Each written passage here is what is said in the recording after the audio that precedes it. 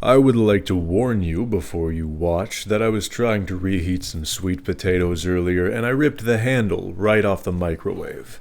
I guess that's what I get for not using the oven. Point is, I'm coming in a little hot today.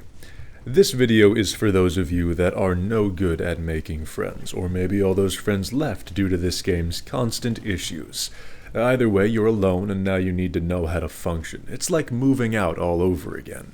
By the way, if you really want friends, go ahead, join the Discord server in the description. There's people gaming in there all the time. Anyway, for the sake of longevity, I'm trying to avoid a specific step-by-step guide. They tend not to age well.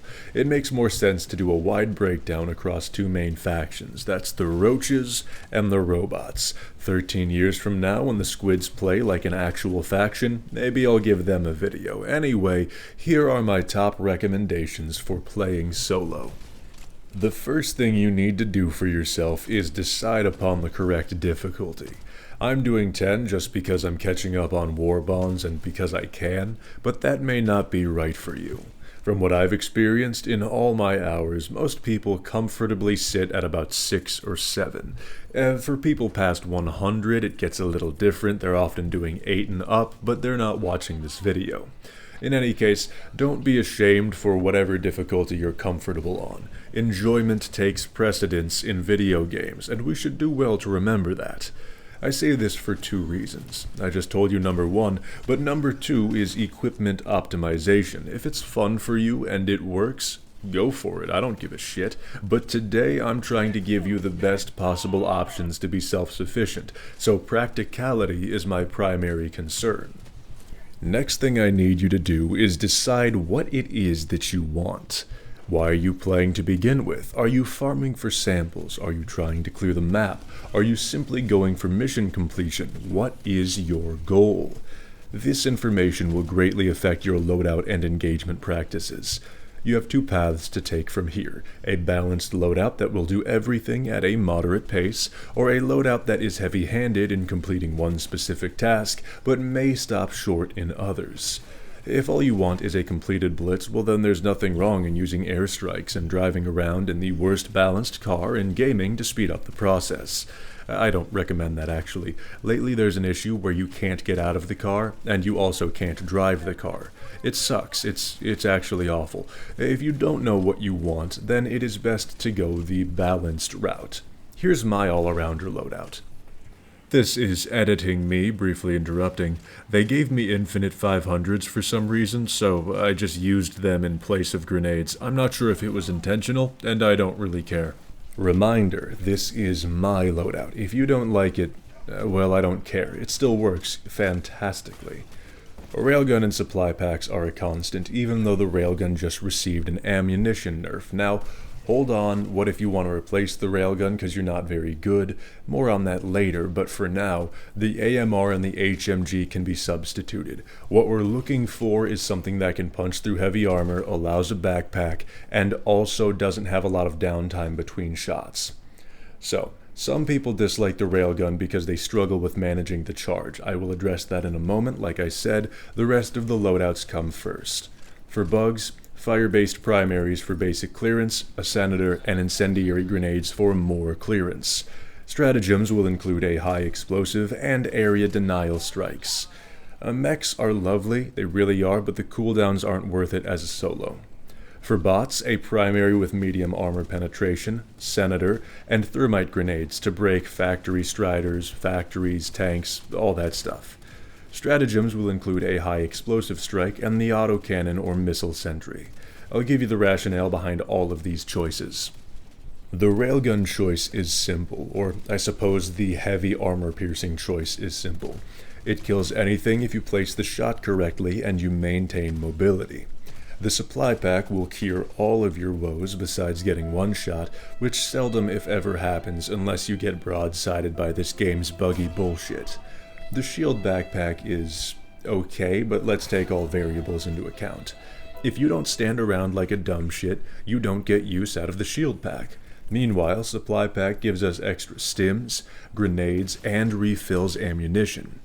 Shield Pack is an insurance policy for terminal stupidity. Supply Pack enhances both offensive and defensive capabilities. It is simply the better choice.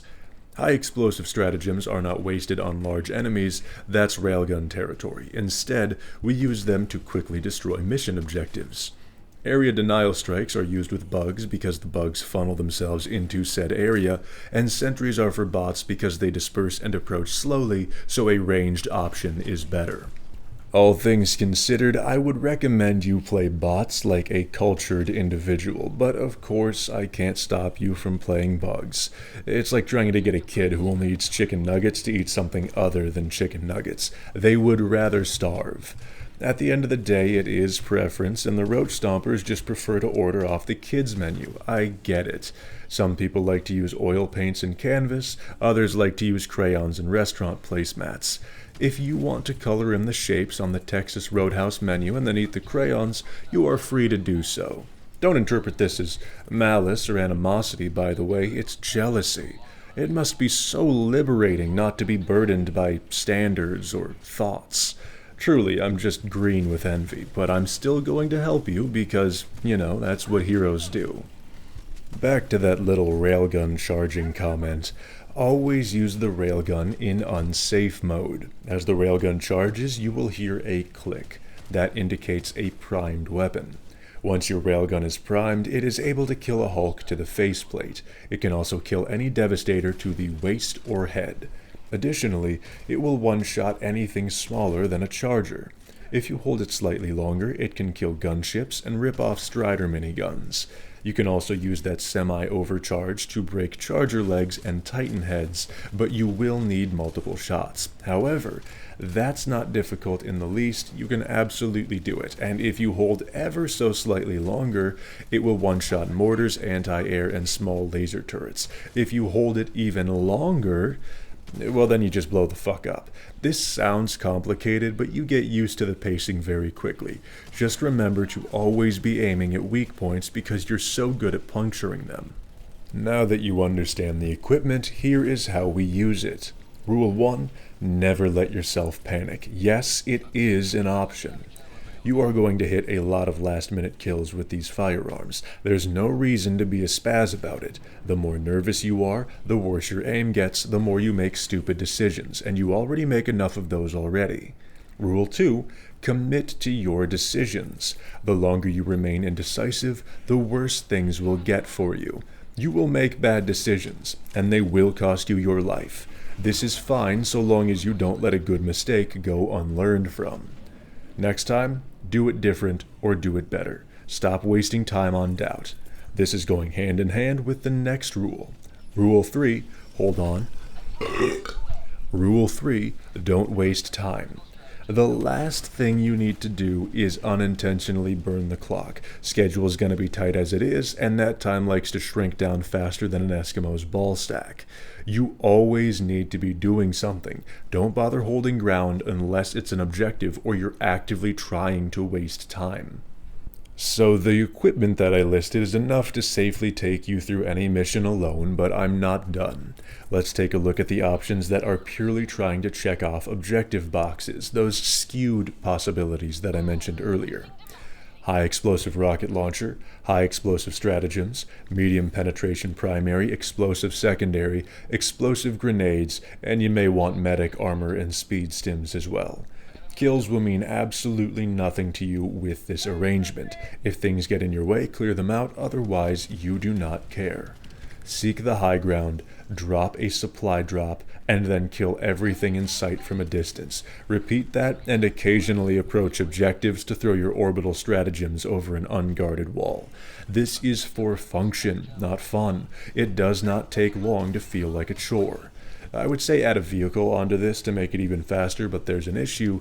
As I said, the car functions horrifically and constantly has operating problems. Until it's not top-heavy and doesn't glitch you inside of it, it's not worth bringing. One final note, stop taking every single fight that's available. The less bullshit that you're contending with, the better you are at doing your job. If you can, force enemy reinforcement calls in places you're about to abandon. If a group doesn't see you, don't make yourself known. If a group is about to see you, glass the entire patrol. So many people default to see the enemy, shoot the enemy, and then they wonder where all their time went. Keep your head down and don't seek unnecessary conflict. The higher you climb in ranked, the less manageable reinforcement enemy waves become. Recognize when you're overwhelmed and just leave. It's that simple. It saves you literally all of your resources for actual mission objectives. Other than that, it's honestly just a matter of practice. Here's the thing. There's levels to this game, and I don't mean the 1 through 150 nonsense. I was level 150 within a few weeks of the cap being increased from 100. It means nothing. What I'm talking about is a threshold. There's a certain point in this game where you are capable of doing everything. All the location details get memorized, all the strategies are muscle memory, all of your mechanics are on point. It's just a matter of when. I say this for anyone who thinks the game is too difficult, or ever really was outside of the mission-throwing bugs. The game isn't hard, you just haven't figured it out yet. For those of you still on your way to that point, my apologies, but Ragdoll does never feel better, and bugs don't really go away. They just migrate elsewhere and return with friends. So I suggest you do the same if this begins to wear on you. It's got good content, don't get me wrong, but it also has mood swings like a pissed-off Latina in regard to bugs. I only ever really play it with friends these days, and I would advise you to go make some. After all, there's no amount of idiot that can tank a game if you're good enough, so more people isn't really a detriment.